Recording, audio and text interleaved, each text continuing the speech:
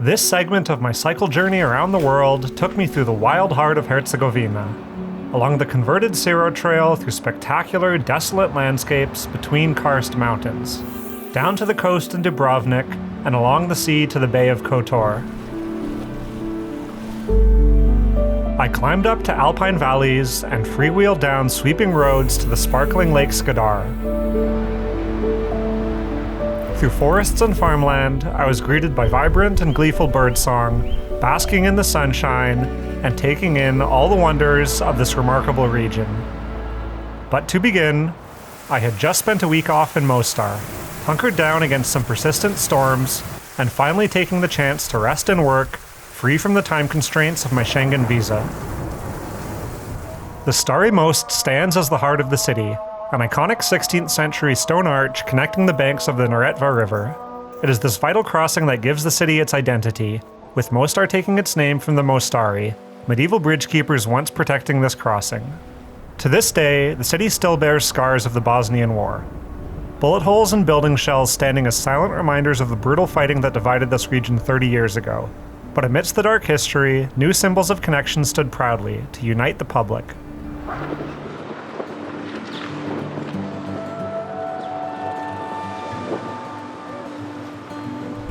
With the weather clear once more, I pushed out of the city, dodging erratic Balkan traffic until I soon ended up back on quiet roads, propelled by tailwind, and riding onto the beginning of the Ciro cycle route, a 140-kilometer route through the rugged heart of Herzegovina, following the course of an old Austro-Hungarian narrow gauge railway.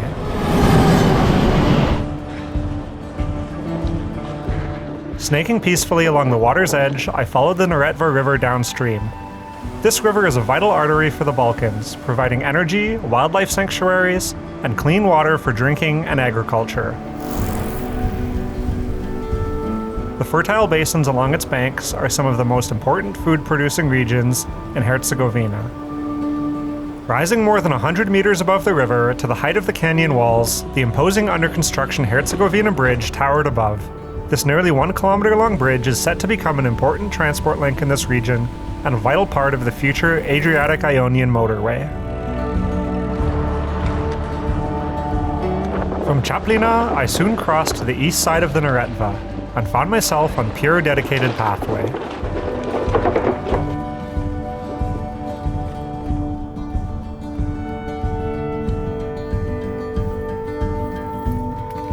With the shadows growing long over the landscape, I followed the curves of the old railway as it contoured above Svitavsko Lake. Part of the Hutovo Blato Nature Reserve, the wetlands surrounding this lake form a vast marshland and a critical habitat for more than 240 migratory bird species.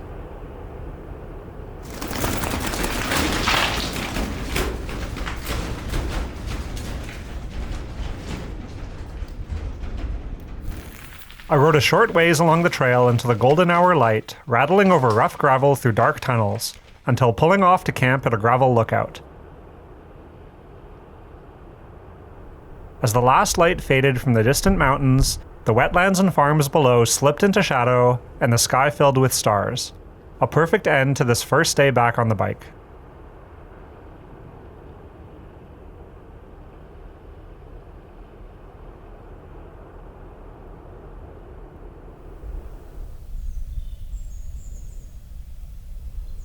The peaceful chirp of birdsong lifted me awake at the spectacular camp spot, and I set out for the day across the short span of an old trestle bridge.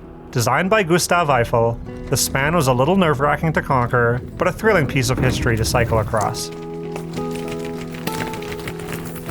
The first section of the Ciro Trail was punishingly rough, and could easily be avoided by riding along the road below, but I was of course happy to enjoy the peace and solitude, bouncing along large gravel while soaking in the history of this old railway.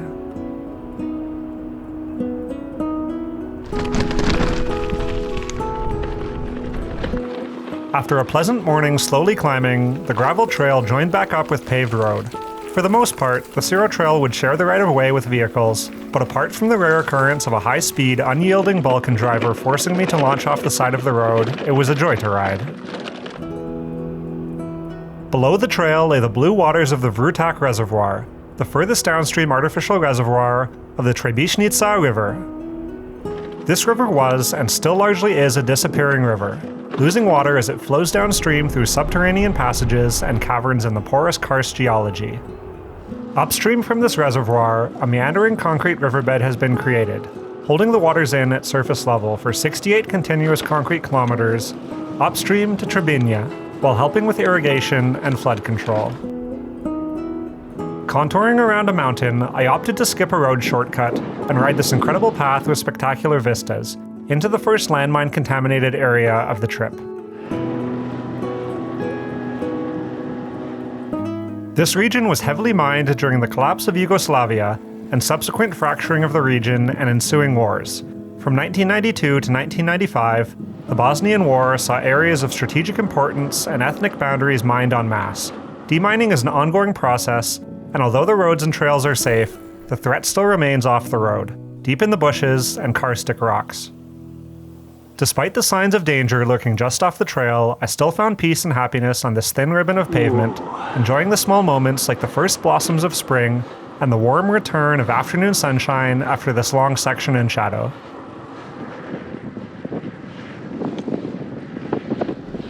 I stopped for dinner in the town of Ravno at one of the old station buildings converted into a hotel and restaurant, then carried on a few kilometers to pitch up at the edge of a viewpoint pull-off along the road. Stretched out into the distance below me lay the Popovo Polje, one of the largest karstic plains in the world, and a vast flat expanse, seemingly out of place amongst the rugged Dinaric Alps. For centuries, farmers here lived by the rhythm of the water, planting crops that could grow fast enough to beat the winter floods. Now, with the river tamed, these fields have become a year-round engine of agriculture, feeding the region and beyond with some of the finest produce in the country.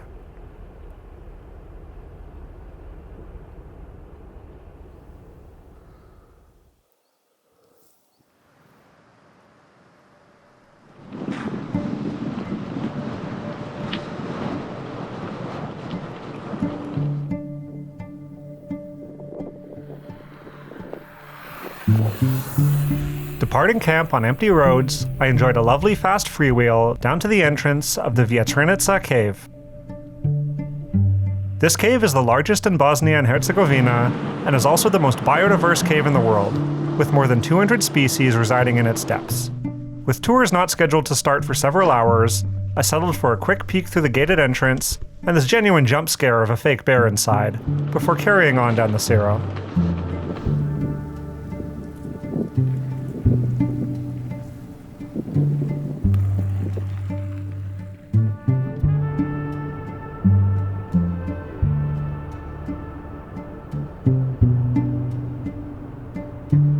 While stopping to film along the trail, I was startled to find numerous snake-like creatures sunbathing in the short grass. It turns out these were actually sheltopuziks, legless lizards that are completely harmless to humans, and a fascinating part of the local ecosystem.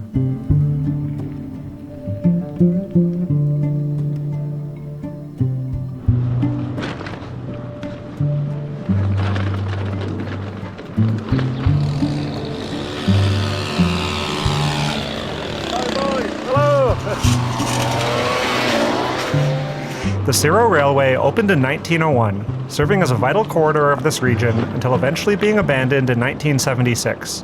Due to the closure of the rail line and the subsequent destruction of this area during the Bosnian War, much of this region remains abandoned. As demining progresses, people slowly have returned to the agricultural roots of the valley.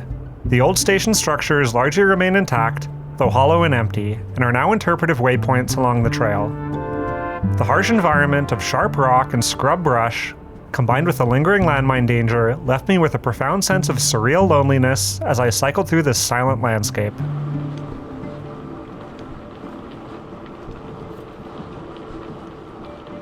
This is the Old Hum train station. At the Old Hum station, more direct warnings of the dangers were present, and I of course didn't explore this haunting ghost town any further. From this intersection, I followed the Ciro split heading back to Croatia and onto Dubrovnik.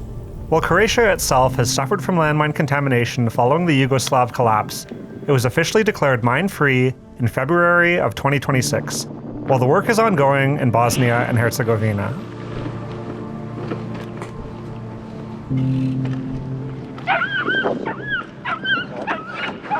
Shitty dump here. A tiny little guide dog. Hi, buddy. Hi. Hi. Hey, it's okay. Oh, hi. Hey, come here. Hi. Look at you. Yeah.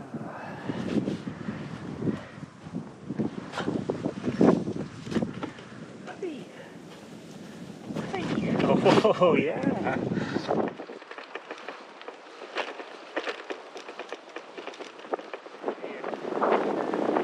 So I just left Bosnia, and now I'm going back into Croatia. Ah, the beauty of no man's land. With a straightforward set of border crossings, I was back in Croatia for the final easy race against the 3 remaining days of my Schengen visa. So I'm back in the Republic of Hrvatska, or Croatia. I'm on a nice side road that Kamut took me on. It's gonna bring me about halfway to Dubrovnik from the border, and should afford me some really nice views without having to pull over on the side of the highway. Look at this view over Dubrovnik. Holy wow! Wow!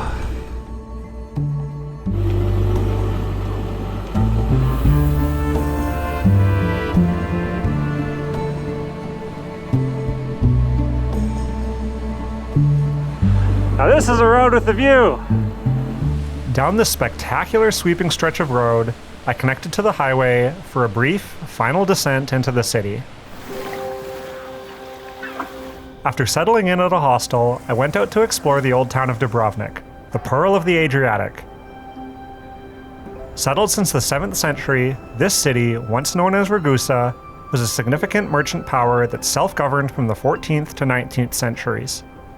Massive defensive walls surround the old town, and the polished limestone streets date back centuries. In the peace and quiet of the evening, I enjoyed a long walk simply exploring the alleys and passageways, soaking in the history of this marvelous city.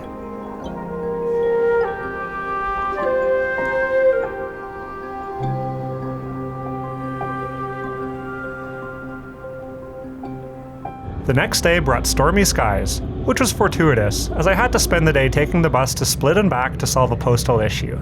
Watching the landscapes I'd passed through nearly 2 weeks prior race by from the bus window was a neat first for the trip though. Bright blue skies shone above on the 90th day of my Schengen visa. This was my deadline to exit Croatia, and the plan was to follow the Eurovelo route from Dubrovnik down the coast to Kotor Bay. Past the old city, I clung to the coast on an old road, now closed to vehicles, and perched on stunning cliffs above the glittering sea.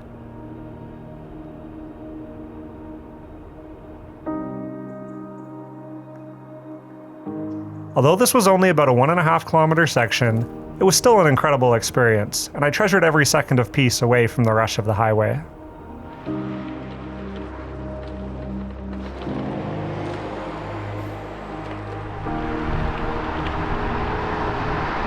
The peace was short-lived, and I was soon forced back onto the main highway for 8 kilometers of mandatory shoulderless riding.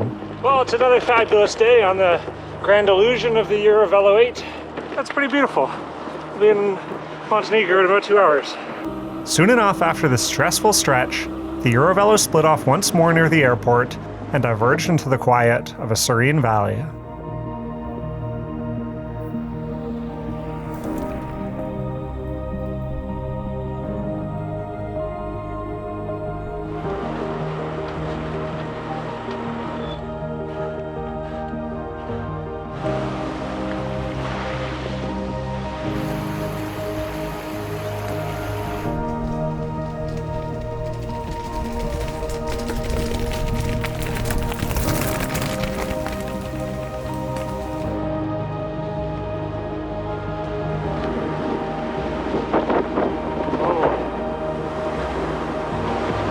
So it's my last day in the Schengen zone.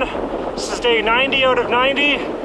I'm about 1 or 2 kilometers from the Montenegrin border, and very excited to, well, I've already been to Bosnia, but I'm very excited to get out of Croatia and explore someplace new. At this point I should be flying through countries pretty quick. I only plan about 2 nights in Montenegro, maybe 3, maybe 4 in Albania. Same thing in Macedonia, maybe 5, and maybe 5 in Bulgaria, and on to Turkey. Unbelievable, there's Montenegro! Whoa! Oh, what a beautiful border crossing! Yo!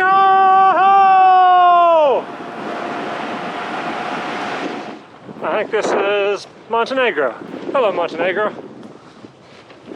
Boo.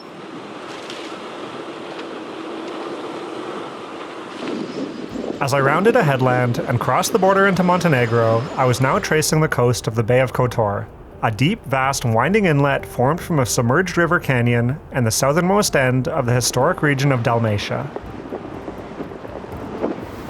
The limestone peaks of the Dinaric Alps rose dramatically from the water's edge, and the wind began to howl as I cycled deeper into the bay. A short ferry brought me across the Verige Strait at the mouth of the innermost part of the bay, and I continued along Beautiful Road into a driving headwind. Oh, about to get smashed in the face by the headwind again.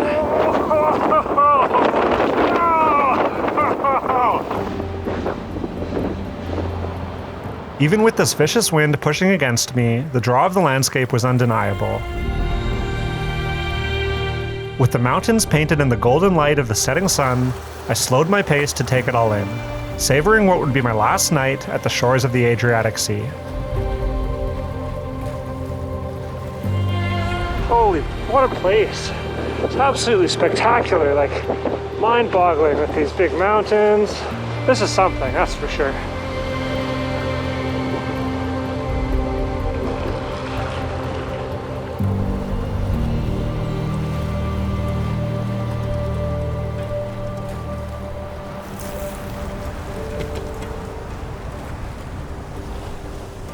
I eventually pulled over and just sat on the shore, marveling at the scale of the peaks and the spectacular scenery before riding the final few kilometers into the old city of Kotor and finding a place to rest for the night. In addition to the imposing defensive walls of the old city rising up the side of the mountain, Kotor is also home to a world-famous cat population. Legend says that cats originally arrived from ships landing at the port and were said to have protected the city from plagues and disease through rodent control. In the past few decades, both pets and strays alike have become a symbol of Kotor, being revered and cared for throughout the town.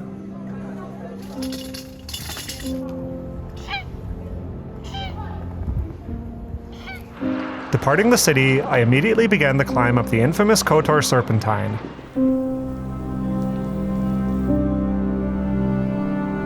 "25 hairpin turns wind up the side of a mountain in a spectacular 1,000-meter climb, with sweeping views back out to the bay opening up wider with every pedal stroke.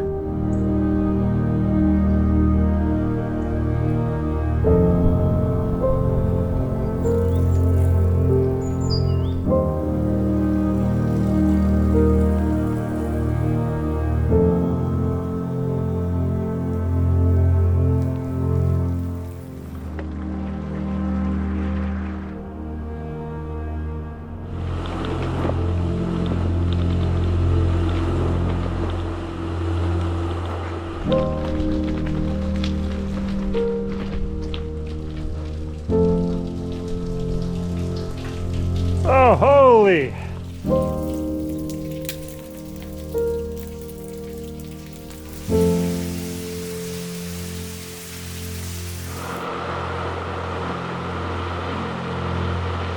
Oh, it's got snow on it.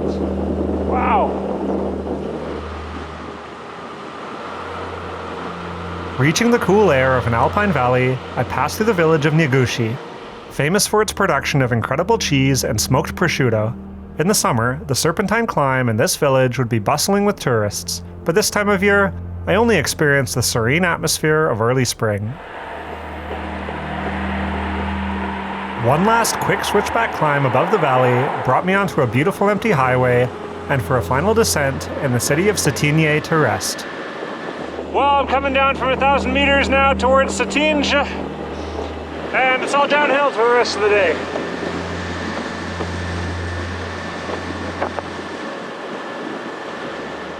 This city was once the royal capital of Montenegro, but now with a population of less than 15,000, exists mainly as a historic and cultural destination. With a quick stop at the 18th century monastery, I was off downhill to begin the day. Oh, look at this view coming up.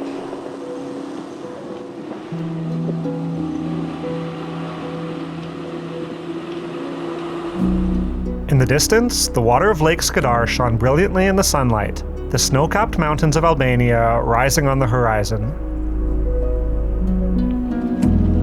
I still had more than 600 meters of thrilling descent to enjoy down to the level of the lake, and while I could have descended quickly and smoothly on well-surfaced highway, I instead opted for the peace and pleasure of an old crumbling road winding below the new asphalt.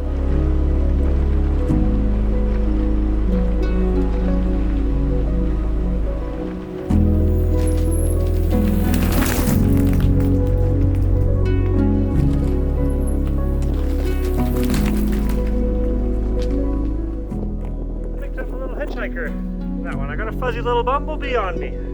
He's so cute.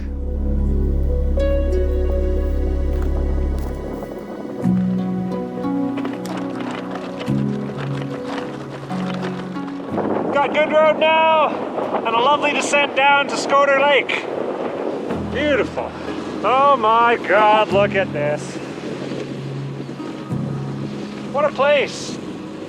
Lovely forest.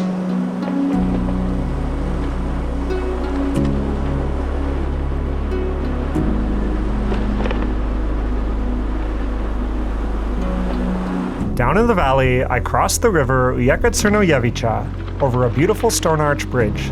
Then it was back to climbing up a single-lane road, contouring around the mountains, incredible panoramas of Lake Skadar visible at every corner.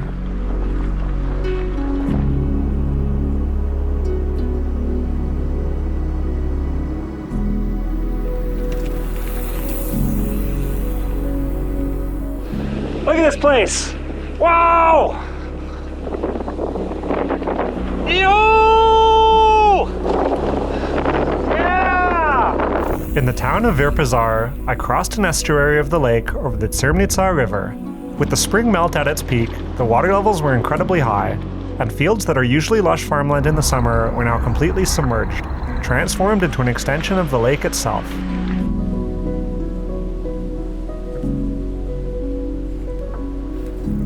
From here, I began climbing once more, this time along the spectacular P16 road, which would guide me the rest of the way along the south shore of Lake Skadar.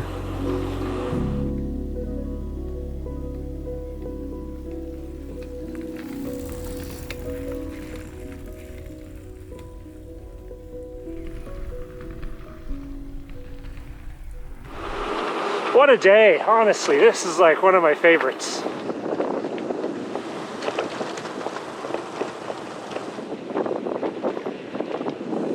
Riding right up until sunset, I enjoyed the last light on the mountains across the water, then settled in to sleep at a small local campground, with stunning views out over the lake from the road nearby. Lake Skadar is the largest lake on the Balkan Peninsula, and also the largest in the entirety of southern Europe. I slept soundly, under a sky of stars and the distant shores of the Albanian side of the lake twinkling with the lights of settlements, then awoke to the peaceful chirp of birdsong, and crystal clear skies shining down on snow-capped mountains nearby.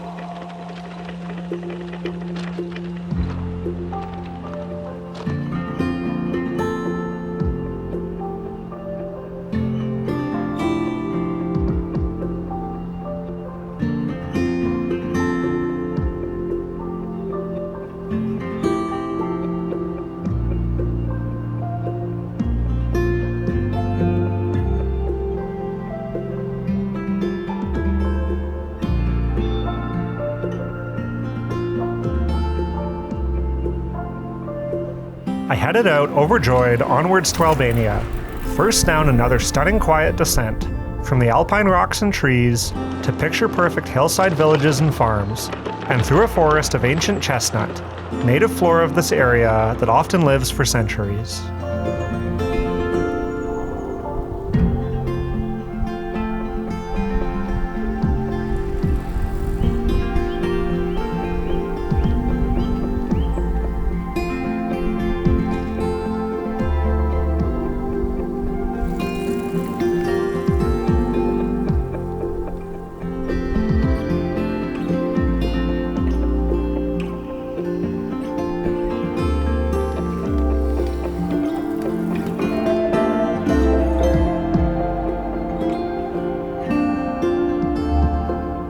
one last steep climb in Montenegro, the expansive blue waters of the lake sparkling below, I crested a pass close to the border and freewheeled down into the flatlands.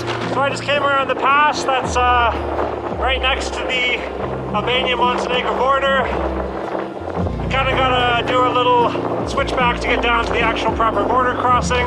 So another 10 or 15 kilometers, but it's basically all downhill from here. What a stunner.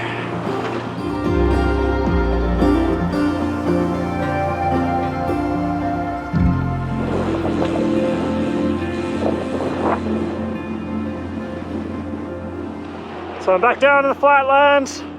I came from all the way up there. I actually see the road. Right now I'm very close to the border with Albania. I don't know exactly how far, but it's probably within a kilometer or two.